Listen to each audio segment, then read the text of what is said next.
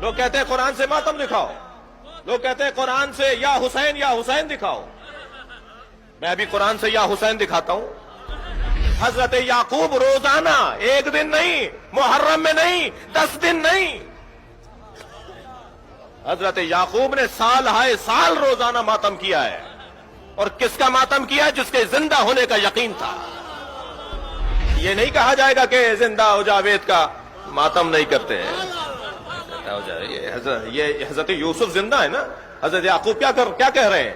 حضرت یعقوب روزانہ ایک ہاتھ زانو پر مارتے تھے، ایک ہاتھ سینے پر مارتے تھے، ایک ہاتھ سر پر مارتے تھے، اور سر پر، زانو پر اور سینے پر ہاتھ مارتے ہوئے کہتے تھے یا اسفا علی یوسفا، جسے آپ یا حسین بولتے. قرآن کی آیت سنا رہا ہوں نا میں آپ کو. یا اسفا علی یوسفا، یا اسفا علی یوسفا، ہائے میرے یوسف، ہائے میرے یوسف، یا یوسف، یا یوسف. کون؟ جو ابھی زندہ ہیں، جن کے زندہ ہونے کا یقین ہے. اور نہ صرف زانو پر، سینے پر اور سر پہ ہاتھ مارتے تھے حضرت یعقوب، بلکہ وَبْيَضَّتْ عَيْنَاهُ، اس کی بعد والی آیت، وَبْيَضَّتْ عَيْنَاهُ فَهُوَ قَدِيمٌ. اور اتنا روتے تھے ماتم کرتے ہوئے کہ رو رو کے حضرت یعقوب کی آنکھیں سفید ہو گئیں.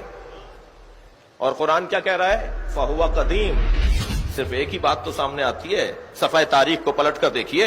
جنہوں نے یعقوب کے بیٹے حضرت یوسف کو کنویں میں ڈالا تھا، وہ سامنے نظر آ رہے ہوتے تھے، تب بھی ماتم کرتے تھے اور برداشت کرتے تھے. بھائی غور کریں،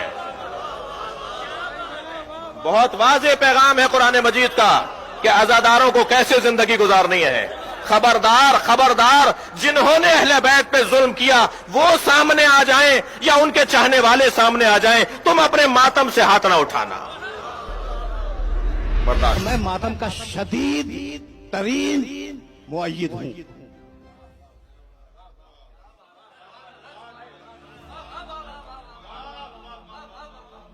یہ جو ماتم ہے نا، میں اس کا شدید ترین، میں اصرار کے ساتھ اس ماتم کی تائید کرتا ہوں کہ ماتم ہونا چاہیے.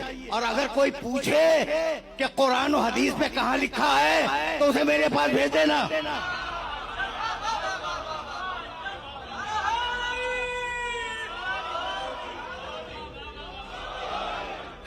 میں شدید ترین مؤیدین میں ہوں ماتم کے. اور میرا یہ جملہ اپنے ذہنوں کے اندر محفوظ رکھ لینا. مجھے واپس جانا ہے آئے مبارکہ کی طرف، لیکن یہ جملہ پہنچ گیا تو سمجھو کہ میری آج کی محنت سہولت ہو گئی. عجیب بات یہ ہے، عجیب بات یہ پوچھتے ہیں قرآن میں کہاں لکھا ہے، حدیث میں کہاں لکھا ہے. میں دکھلاؤں گا کہ قرآن میں بھی ماتم کا تذکرہ ہے، حدیث میں بھی ماتم کا تذکرہ ہے. لیکن تم سے اگر پوچھا جائے تو تم قرآن حدیث کی طرف نہ جانا. تمہیں جواب بتاؤں، زیادہ تیز ماتم کرو، زیادہ شدت سے ماتم کرو.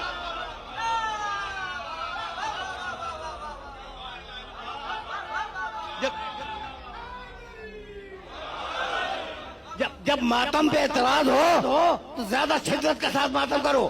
اس لیے کہ وہ ہاتھ جو تم اپنے سینے پہ مارتے ہو، یہ حقیقت میں تمہارے سینے پہ نہیں جاتا، یزید کے منہ پہ تماچا بن کے لگتا. سورہ داریات ہے، سورہ نمبر 51 ہے، آیت نمبر 29 ہے، 29 نمبر آیت ہے یہ 51 سورہ کی، تاکہ سب لوگ اپنے 28 اور 29 دو آیات کو ذہن میں رکھیے گا. وَبَشَّرُوهُ بِغُلَامٍ عَلِيمٍ.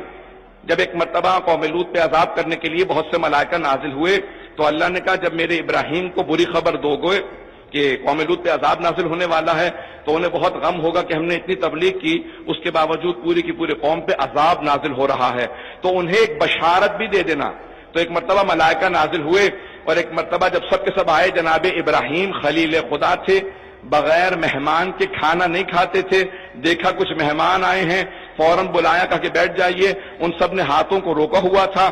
تو تفصیل ہے، ایک مرتبہ کہا کہ کیا بات ہے، کہا کہ ہم فرشتے ہیں، کھانا نہیں کھاتے، انسان کی شکل میں آئے تھے بستی سے گزرتے ہوئے، کیونکہ اللہ نے خاص پیغام بھیجا ہے، حلیے میں نہیں آئے ہیں، فرشتوں کی اصل صورت میں نہیں آئے. وَبَشَّرُوهُ بِغُلَامٍ عَلِيمٍ. بشارت دینے کے لیے آئے تھے. ان سب فرشتوں نے بشارت دی کہ اللہ بہت علم والا بیٹا آپ کو عطا کرے گا. فَأَقْبَلَتْ امْرَأَتُهُ. ایک مرتبہ جناب ابراہیم علیہ السلام کی زوجہ جناب سارہ، جو اس وقت بہت ضعیف ہو چکی تھی، ضعیف العمر تھی، 90 برس سے زیادہ ہیں جناب ابراہیم، پہلے بیٹے ہو چکے ہیں جناب سارہ سے جناب اسحاق ہیں. تو جیسی جناب سارہ آئیں دیکھا تو کیا کیا؟ قرآن کی آیت ہے فَأَقْبَلَتْ امْرَأَتُهُ فِي سَرَّةٍ فَسَكَّتْ وَجْهَهَا، انہوں نے اپنے چہرے کو پیٹنا شروع کر دیا. نہیں پہنچا پا رہا ہوں بات کو. ہمارے بہت سے لوگ، ہمارے بہت سے مسلمان ماتم نہیں کہتے ہمارے ماتم کو، وہ کہتے ہیں یہ پیٹ رہے ہیں. تو میں نے اسی لیے ترجمہ وہی کیا ہے جو سب کے لیے قابل قبول ہو. ہم سینے کو پیٹتے ہیں، چہرے کو پیٹنا بہت زیادہ اذیتناک ہوتا ہے. جناب سارہ نے چہرے کو پیٹنا شروع کیا کہ عجوز عقیم، میں بانجھ ہوں، بوڑھی ہو چکی ہوں، اب بچے کو پالنے کی ہم میں طاقت نہیں پروردگارا، اب اس بڑھاپے میں بچے کو کیسے پالیں گے؟